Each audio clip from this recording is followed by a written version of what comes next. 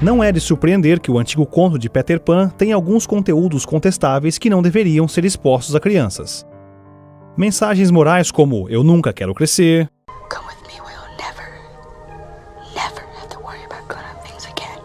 "eu faço o que eu quiser", I won't grow up. I won't grow up. I don't want to go to school. I don't want to go to school. Just to learn to be a parrot. Just to learn to be a parrot. And recite a silly rule. And recite a silly rule. Não há problemas em matar. Have you come to me, Peter?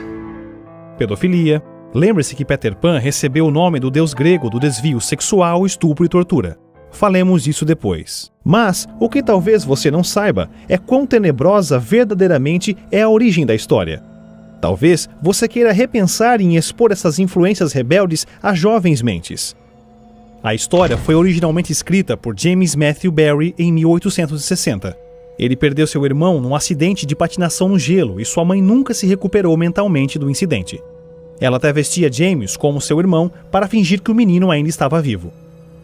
Ao crescer, Barrie se torna um escritor e em 1891 se casa com a atriz Mary Ansell, um casamento que, nas palavras de seus colegas, nunca foi consumado.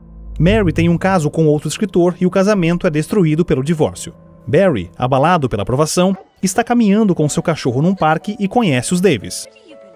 O filme de 1994, Em Busca da Terra do Nunca, com Johnny Depp, é baseado na experiência de J.M. Barrie ao conhecer os Davis, numa versão mais glamourosa de Hollywood.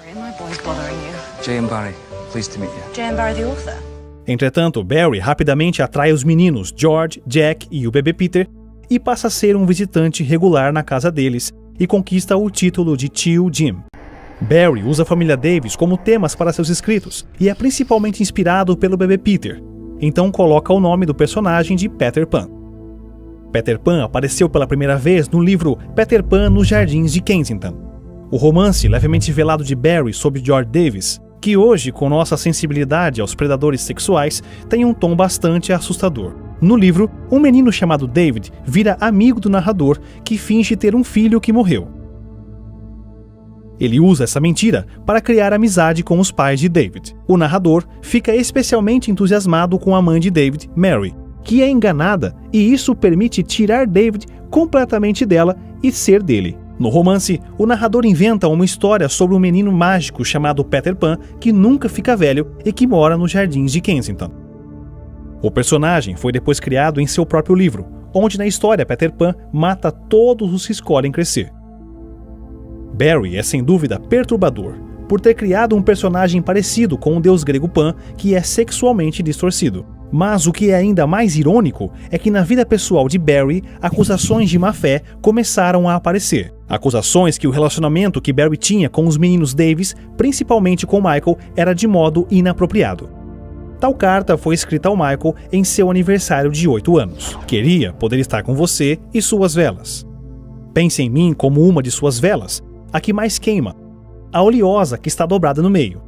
Porém, Eba, sou a vela de Michael. Queria poder ver você colocando as roupas indígenas pela primeira vez. Querido Michael, gosto muito de você, mas não diga a ninguém. De acordo com os mitos gregos, Pan é conhecido por sua perversão sexual. Talvez seja por isso que as representações modernas dele em desenhos e filmes o mostra corrompendo os personagens femininos. As aparições de Pan em filmes como As Crônicas de Nárnia são simplesmente assustadoras. Quando o Sr. Tumnus leva Lucy para sua casa e dá a ela uma bebida alucinógena, ele começa a tocar a flauta de Pan e ela desmaia.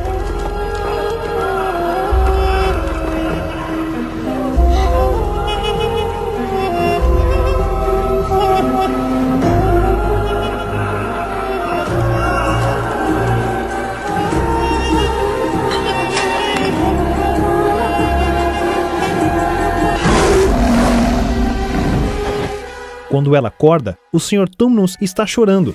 Por quê? Ele fez algo lamentável que o fez chorar?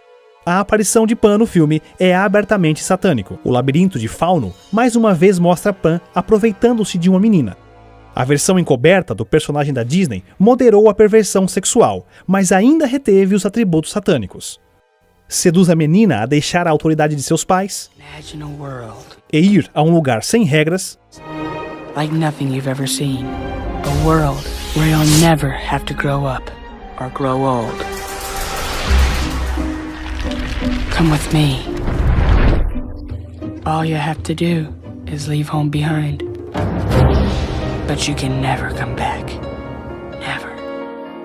Never is an awfully long time. Há apenas uma coisa a fazer: deixar para trás o lar e nunca mais voltar. É a mesma mentira que Lúcifer contou aos anjos no céu. Gostariam de ir a um lugar onde não precisamos seguir as regras? Tudo o que vocês têm que fazer é deixar o lar para trás e nunca mais voltar. Os amigos de Pan, chamados de Garotos Perdidos, não por acaso, moram numa ilha chamada Terra do Nunca, onde o egoísmo, faça o que quiser, é a regra do dia. Parece um pouco com uma história onde um monte de piratas, ou anjos perdidos, moram numa ilha no espaço, talvez chamada Planeta Terra? Michael Jackson era tão obcecado com a história de Peter Pan que acabou construindo seu próprio parque temático em seu quintal, chamado Terra do Nunca. Como Barry, Jackson parecia ter uma fascinação pelo perverso deus do sexo Pan, como representado na obra de arte pendurada em seu estúdio. O quadro tem Jackson cercado de garotas e garotos pelados, enquanto segura as flautas de Pan. Seu rancho é cheio de estátuas de meninos e meninas. E a bandeira e o logo para o rancho Terra do Nunca é de um menino. Coincidência? Cabe a você julgar. Não precisa dizer que a Disney está simplesmente reempacotando esse conto tenebroso. De fato, muitos dos clássicos da Disney são baseados em livros extremamente tenebrosos. O Entertainment Tonight escreveu um artigo traçando as origens de algumas dessas amadas histórias. Não sejam atraídos pela obscuridade de Pan. Now kneel. I will never bow to you. Ao invés disso, abra sua Bíblia e observe a história mais magnífica já contada, de salvação do egoísmo e destruição eterna. Uma história que tem o final mais feliz de todas, de uma volta para casa ao presente de uma vida eterna. Agora, isso sim vale a pena acreditar. Como sempre, lembre-se de orar pelas pessoas que fazem esses filmes. Todos nós precisamos de um Salvador. E assim como Pedro nos diz em 2 Pedro 3,9, o Senhor não retarda a sua promessa, ainda que alguns a tenham por tardia, mas é longânimo para conosco, não querendo que alguns se percam, senão que todos venham a arrepender-se.